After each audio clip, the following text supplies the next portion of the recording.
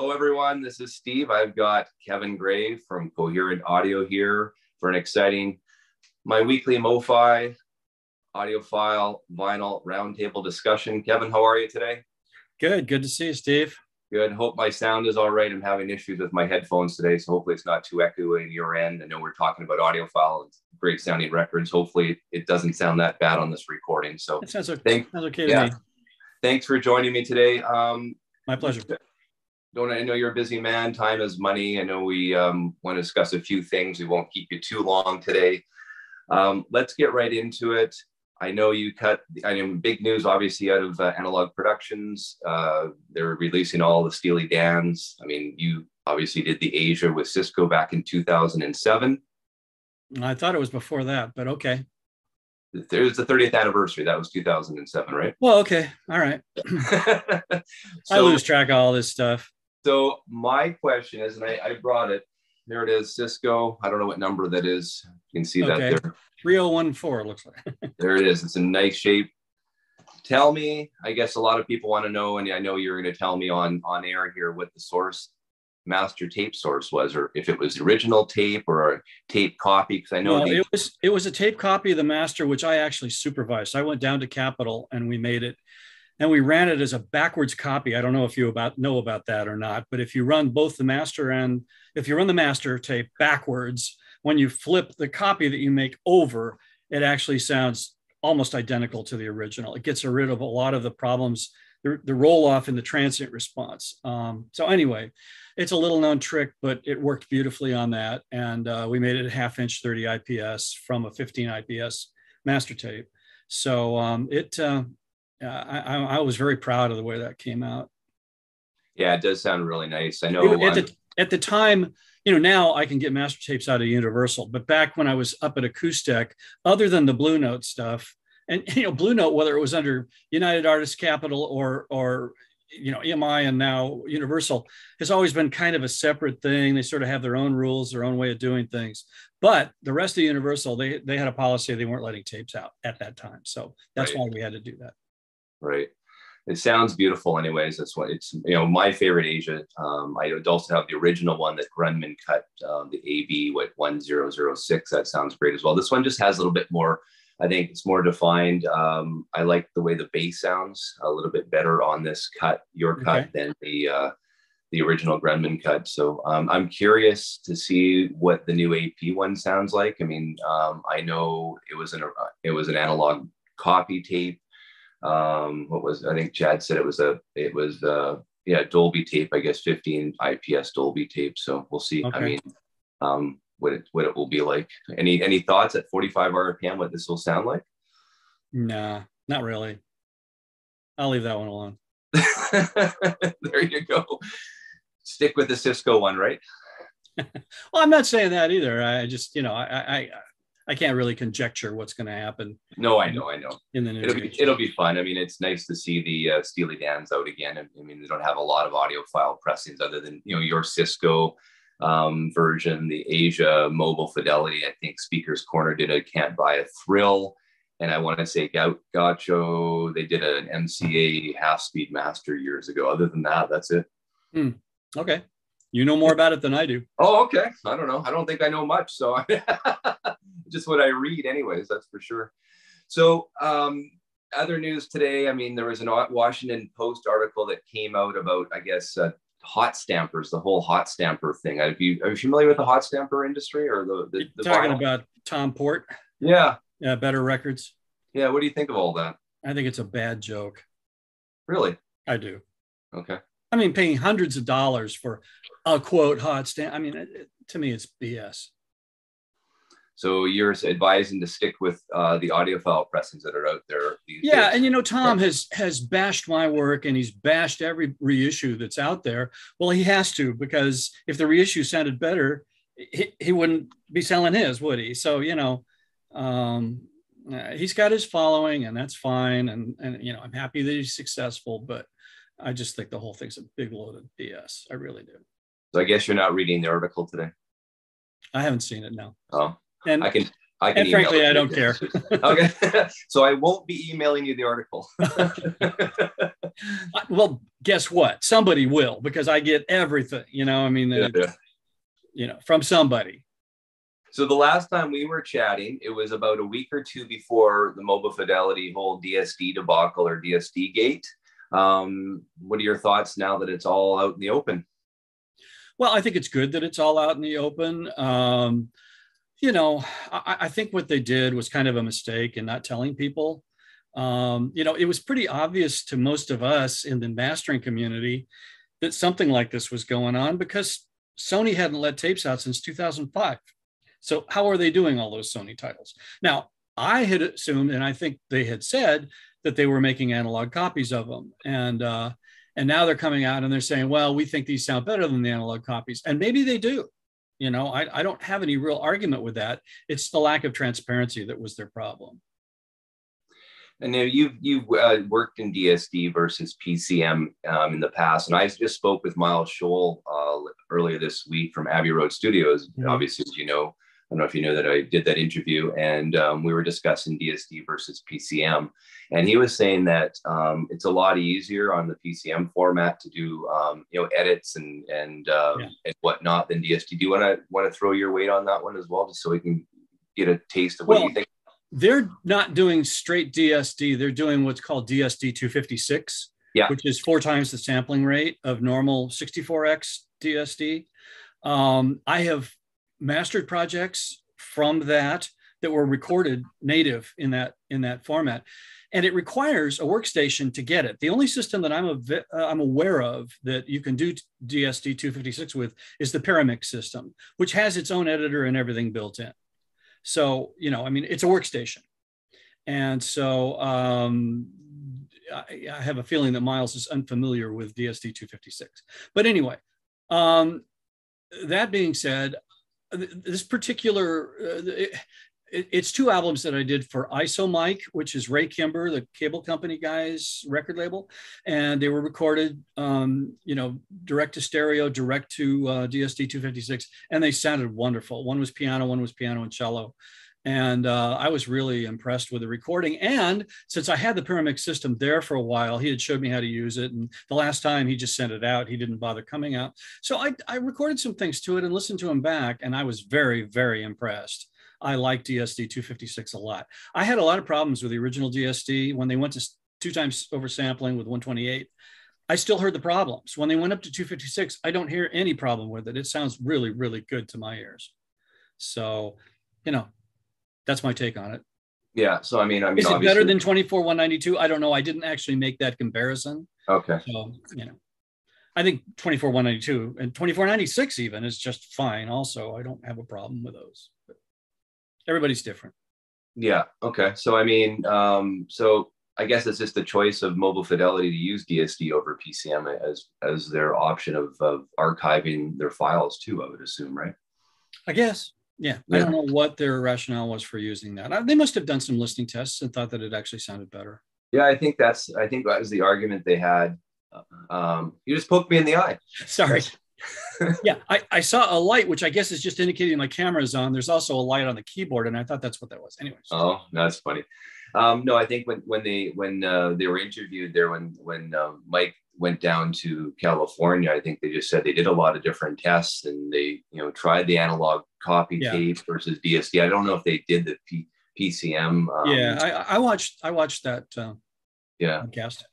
Yeah. So I mean, I don't know. I think the Mobile Fidelity stuff does sound pretty good. I think it's one of those things that they do. They absolutely do. The One Step sound great. I mean, the Thriller album's coming out in November. We'll see how that sounds as well. I think I think people are feeling a little bit upset because they felt that Mobile Fidelity was a true AAA company. Mm-hmm. I think that's obviously where the issues lie. And I think that's going to, I guess it'll eventually come out in court. There's a bunch of lawsuits right now. We'll see how that goes. Yeah, I think it would have been a much smarter move if they had maybe recorded to both DSD and analog and then used the analog for their mastering, and then they could have kept the DSD for later, maybe down the road sometime. Because then at least they could say that it was AAA. And so they lost that when they went, well, except they were still saying that it was what it wasn't. So Yeah, I mean, I think, and then well, they'd have an issue though too with their market, because then it would come out that they use the analog master, an analog copy tape of the master, so people would be a little bit ticked about that as well. I would think most people would know that they were using a copy, just from the standpoint that I think it's pretty general knowledge that Sony hasn't let anything out since 2005. The only way you can get something mastered that Sony has on the East Coast is to master it. Well, it used to be with Sterling. I don't know what they're doing now since Sterling moved to Nashville, but so maybe they're going to master disc. I don't know what they're doing, but okay. Yeah. So, I mean, I like, and how do you think of the one steps? I mean, in terms of the processes there as a mastering engineer, do you feel that's a I should probably keep my mouth shut on that too. Is your tongue hurting right now, Kevin? Is it bleeding a little bit? There's problems with one step. One step is not everything it's touted to be. Let me leave it at that. I'll leave it at that. That's cool. So you were cutting some records with Joe Harley last week, I was told, by Joe Harley. And one was the Monk album, I think, or was the first? Yeah, I'm so proud of that, and I was so thrilled. I was almost as thrilled to do that as I was to do the Blue Train, because I'm a huge Monk fan. I discovered him, back in the '80s when I first came into traditional jazz. I was kind of a latecomer to that, but Monk's music just speaks to me. It did from day one. Some people think he's weird and erratic and all that good stuff. I love his music. I love it. Yeah. And this was the earliest recordings ever done of Thelonious Monk, 1947. It was done onto disc because there was no tape yet. That came a year later. And it was before Rudy Van Gelder. It was done at a studio in a radio studio in New York. And I was just thrilled to do him. It was like hearing those songs. He had already worked out all of his best material. And it was like hearing him for the very first time. It gave me chills. Loved it. And that was sounds really good. And that was in 47, right? Right. Then in 1955, Rudy Van Gelder took all of the acetates and compiled the tape that is the only tape of that stuff. Yeah, because it says on the box, I think it says from the master disc or something like that, or copy. It says dubbed from disc. Somebody from disc. Yeah, somebody had put that on there with a piece of masking tape. It just says dubbed from disc. Okay. So apparently they didn't know the story. So basically, it sounds like pre-1947, it wasn't tape; it was acetate. So Rudy, 348. Pre-48. So Rudy then in the mid to early 50s took the acetate and made a tape copy, and he used that actual tape copy to cut. Okay. And I don't know if that was ever actually released in the day. I don't know if there's original. I had never heard it before, but. So it sounds beautiful. I loved it. Yeah. Yeah. I mean, there's some little issues because of it being dubbed from disc, but nothing glaring. And I don't think a lot of people, I think that's our transparency that has allowed that to come out. I don't think a lot of, I went and I read a bunch of the reviews on Discogs and some of those, but nobody said anything. Somebody said, I hear some slight surface noise on it. Well, yeah, but Interesting. Yeah, I guess would you get that surface noise because it was basically taken from acetate to tape? That would be the surface noise people are hearing. The surface noise on the acetates. Yeah. And so as a mastering engineer, how do you go around that? And basically you can't. Right? It all goes on, Okay. And I think people are going to really dig it. So I hope they do. I sure do.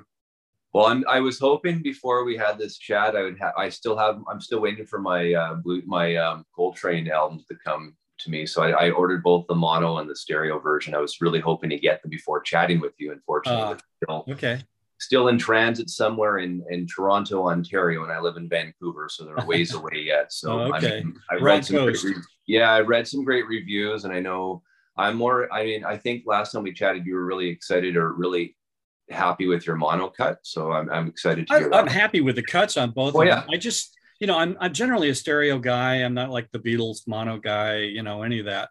But I happen to like the mono a little bit better on this one. But, it's a fine line. So when you say a little bit better, what does that mean? Just there's certain instruments you're hearing more clearly, or I try very hard not to knock anything that Rudy did, but he did something a little odd on that record, and he's done it on others too, where he's kind of playing with the echo, the reverb volume while the mix is running, because he's going straight to 2-track, and you can hear it quite clearly. but it's more noticeable on the stereo than the mono because it's sort of isolated on the left channel. When it all gets combined, for some reason, to me, I don't find it as objectionable. Whatever. Interesting. Why do you think he did that? No idea. It seems to be on the saxophone feed on Coltrane sax. So yeah, I don't know. And he, like I say, he's done it on other albums too, not just Coltrane, but yeah. Well, I'm excited to finally get mine. Hopefully, I'll do a review of it when I do. That'll be all right. By the way, I have something to show here. Yeah. This is an article about, I think it's from Billboard. It is #1 on 3 Billboard charts. It's #1 on the, whoops, there goes my cat. It's #1 on the jazz albums, traditional jazz albums, and vinyl albums. And it also hit the charts first week. Don't know what this week is, but the first week it hit at number 95, I think, on the top 200, which is unheard of for a 65-year-old album. Amazing. Other than the Beatles doing that, that's incredible, yeah. right?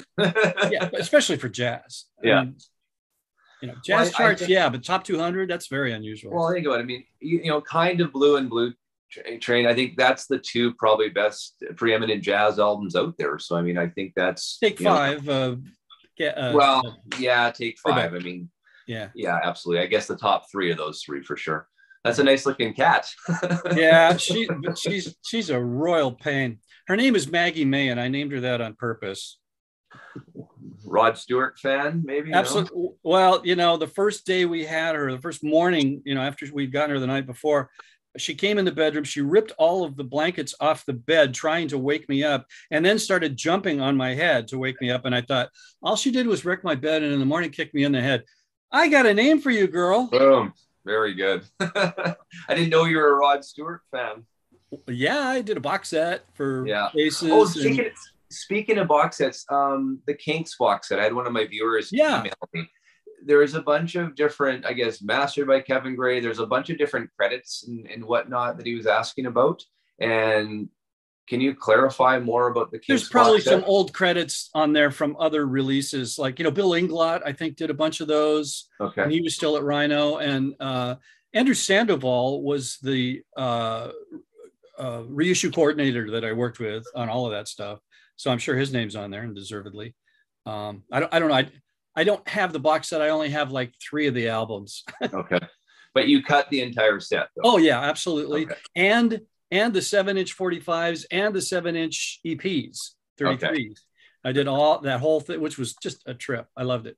So all your work. Yeah. Okay.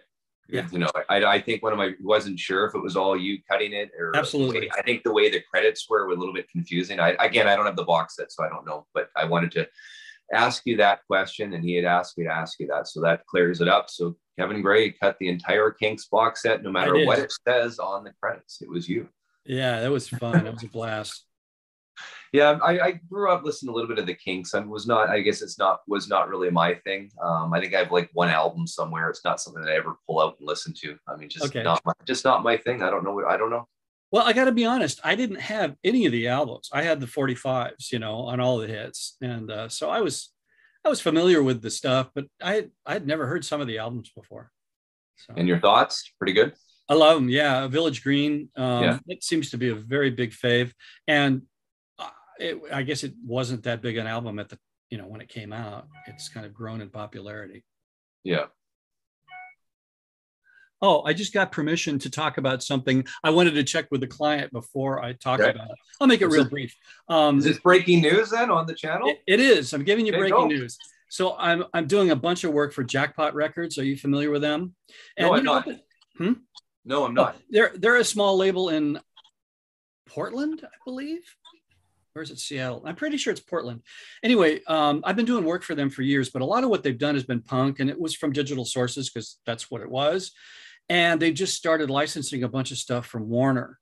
And I've just been having a blast. Did 4 Booker T and the MGs from the original Atlantic owned, Stax master tapes. And I did just this past week, I'm in the midst of the project. I'm doing 3 for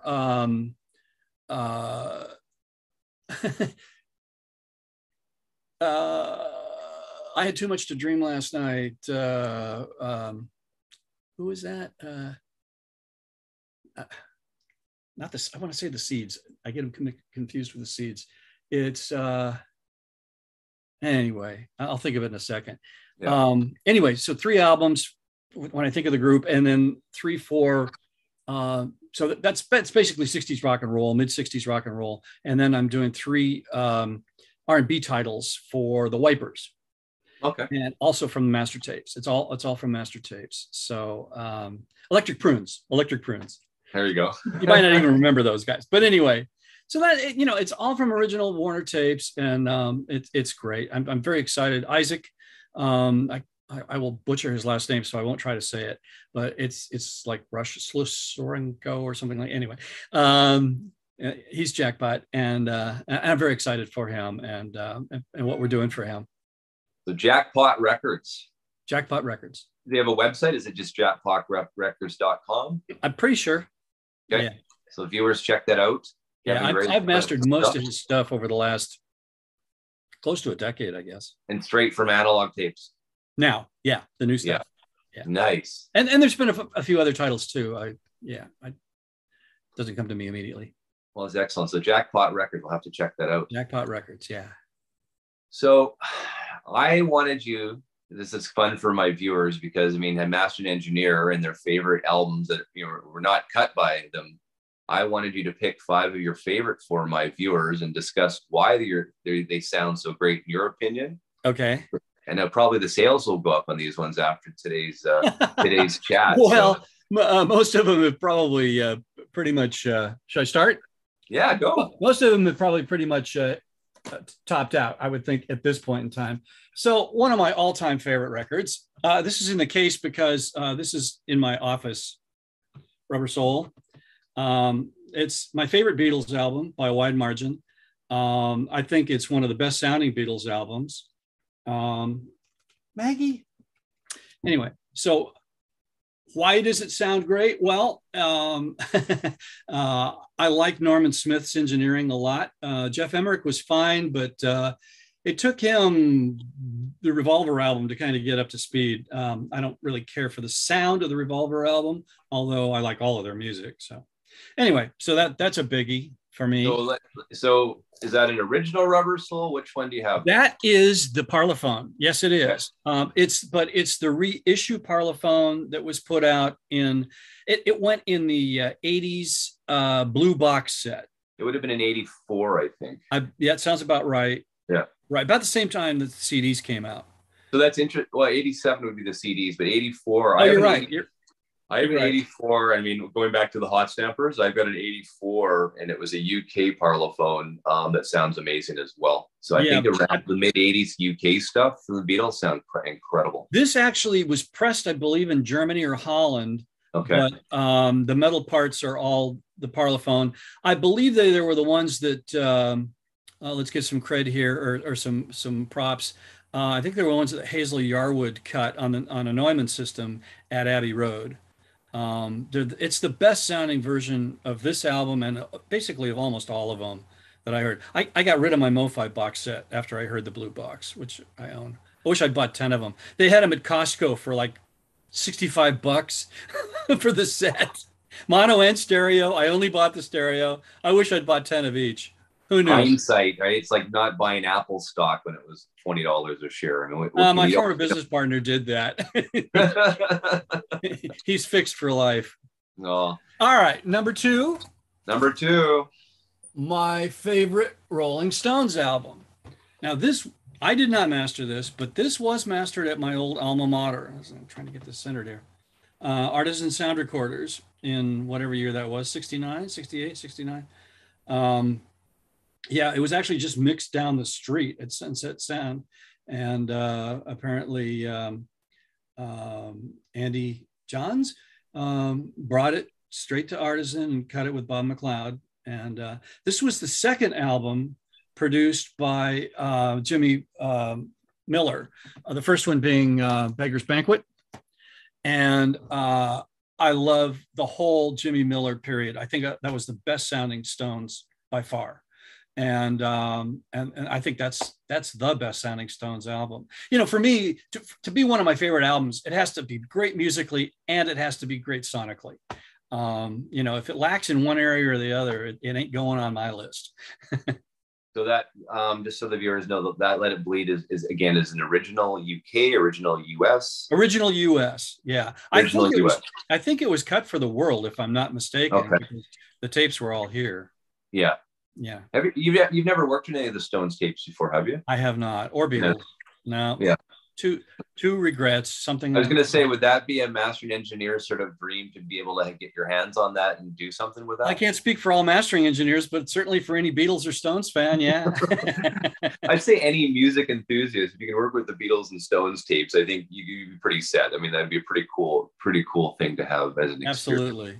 As I've said, I think the only British Invasion stuff that I've worked on besides the Kinks is I've worked on, I've done some of the smaller groups like the Zombies and the Searchers, but I would say of the biggies, probably the Who are the only other. Oh yeah. I did a reissue on Who's Next, and I worked on the Greatest Hits album when I was at an MCA.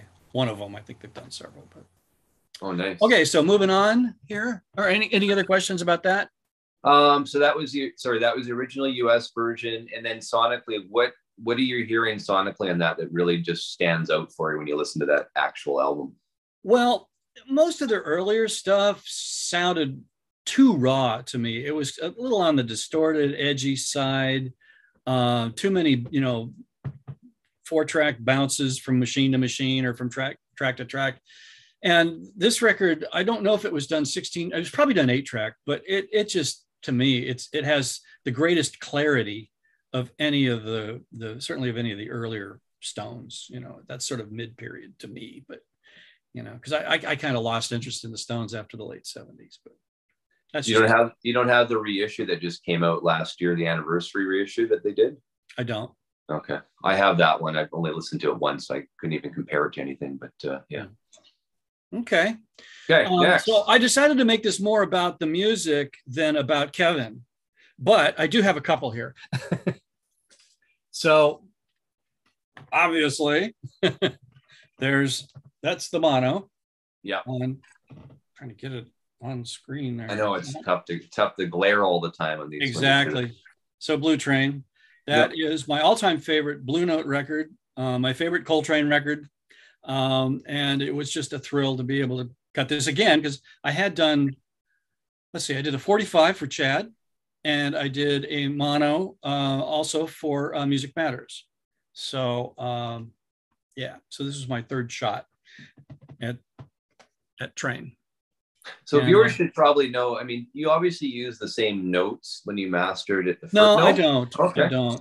Well, particularly with Joe, we don't take that approach. Joe is the reissue producer. Although, we tend to hear everything, 95% the same. Occasionally we'll say, how about trying one more dB of bass? And then we may or may not go with that, something like that. But so we when Joe and I do them, we start fresh. So did you ever compare your old cuts with this cut yet? I haven't. No. I haven't. No, I'm leaving that to everybody else who's doing it, because I've seen a couple of the podcasts. So interesting. All right. Here is probably, next to Kind of Blue, which is everybody's favorite jazz album, right? This is probably my favorite jazz album ever. It's it's Oliver Nelson, The Blues and the Abstract Truth. And I heard this the first time when I mastered the A-Jazz version for Chad. It might be the only time I've cut it. I'm not positive. It seems like I did a 33 also. This is actually, I should admit this, but this is an original. So, oh, wow. Yeah, because I liked it, so much. I wanted to have an original. Whoops. I do that with a lot of records, but anytime Bill Evans is on the piano there, you can't go wrong with that. Man, I'll never forget the first time I heard it. I went, where has this record been my whole life? I just loved it. And yeah, it's stuck with me. You said you didn't get it. You got into jazz later in your life though? Like you didn't. I was already 30 when I discovered traditional jazz. I'd been mastering funk jazz and fusion jazz. I'd even done a funk jazz direct to disc with Victor Feldman. but I hadn't really, I'd never heard, it's shocking to admit, but I'd never heard Kind of Blue until the 80s. Mm-hmm. And I'd never heard Coltrane. And I'd never heard, a lot of the, and, here I'd worked with Freddie Hubbard, and, he was a big Blue Note artist. I'd never heard any of his Blue Notes. So I had a whole education in jazz in the early 80s that really changed my world, in some ways changed who I am and my interests. So yeah, it was biggie. You got another one there? Last one. Yeah, you said 5, right? So I picked that. This is a strange choice. This is a recording of Chabrier's España on, this is the London release, but it was an EMI, a Decca recording. It's Louis Ansermet and the Suisse Romande Orchestra. And Chabrier's España, I don't know if you're familiar with the piece, but that's my favorite. That's my favorite classical piece of all time. And it's funny because it never makes favorite lists or anything. So I'm some kind of weird odd duck. But anyway, I've heard other recordings. There's actually another recording of it that I actually like slightly better than this that I don't own. And they're going for big, big bucks on eBay. It was on, also on Decca. I don't remember again now who the orchestra is, but it's sort of a cartoonish painting looking cover. But it's a great recording. This is a really, really good recording. So anyway. Now, wow, I'm very interesting. So when you listen to that record, I mean, obviously it's more of an orchestral. Is it just, it's just everything just is very clean? Yes, it's dynamic. Dynamic. Yeah, it's dynamic. The recording of the orchestra, well, Decca had their own, the Decca tree. I've heard of that. I have, yeah. It's a microphone placement using 3 mics and then usually 2 outriggers, Neumann M50s. And it has that lush, wonderful sound. Now that I've said that, I should also mention my favorite recording engineer of all time for classical is Louis Layton, who did all of the great RCA living stereos. I was really torn between the two, but going for both the music and the recording, I had to pick this one. But I love all the stuff that he did with Fritz Reiner and the Chicago Symphony. I mean, to me, every one of those is a classic. His Scheherazade is one of my favorite. And I love his recordings. So he, with the RCA Living Stereo, he wouldn't have been involved with Elvis at all, would he, at some point? No, it was only, he was the classical division. Okay. He did some pop stuff too. Well, quasi pop. Like he did, one of my favorite records is the soundtrack, the first volume of Victory at Sea, Richard Rogers. And that was, he recorded that. And that was a classical record that made the charts in the late 50s, early 60s. Wow. I didn't actually know you were into classical music. I mean, we never had that discussion. I'm into everything. I mean, trying to pick 5 albums is, I think, the hardest thing I've ever done. Well, I'm sorry I made you work for it. Oh, no. It was hard, but it was fun. How do you explain that? It's sometimes like a mastering challenge, a record that's really, really hard to cut. You're really proud of when you get it done, so, kind of like that. Speaking of cutting, I had a question about cutting. So, I mean, sure. Let's say you cut an album and it goes back, you do some tests. I mean, how many times in your career have you gone and had to cut it more than 3 or 4 times to get it right? Like, does that happen? Not for me. Twice, I think, is the limit. So twice. And then, so what happens? You're hearing something that just wasn't what you wanted at the time. Like, what happens? It would normally not be my call. Maggie, that would normally be the producer, back in the day when I was doing stuff. And, normally we weren't cutting straight to lacquers and having it pressed. We were cutting reference discs. So I might cut a ref and the guy would take it home and listen to it. I'm going to move these so she doesn't knock them off. And then, I might want to make some changes after the first go round. Yeah. So when working with someone like Joe Harley, pretty much he's there with you the whole time. So, I mean, it sounds to me that you're not making any changes once you basically cut the lacquer. Yeah, we listen to it all the way through, and then we we make our changes, and I take notes, and then we cut it. Yeah. Wow. Ships So when is that? I guess you don't know when that next Monk one will be coming out. I guess it will be a while yet. When that next what? The Monk album that you cut. Oh, that's a ways down the road. Yeah. Although the classics are coming out faster than the Tone Poet, we are so far. I shouldn't say this, I suppose, but we're so far ahead on the Tone Poets. I think we're doing, 2024 titles. Wow. Maybe late 2024 titles. The classic stuff usually comes out within a couple of months for sure. So, I would say that's probably going to be out near the end of this year. Okay. Well, I think you sold me on it. I think I have to get a copy of it now. Well, it helps to be a Monk fan because, yes, his piano playing is quirky, but like I say, it speaks to me. Did you have many Monk albums before you cut this one? Oh, yeah. Yeah. Yeah. Well, I did. One of the first things I ever did for Chad was a box set of all the Riverside recordings. What was that? 5 albums, I think. Okay. So, yeah.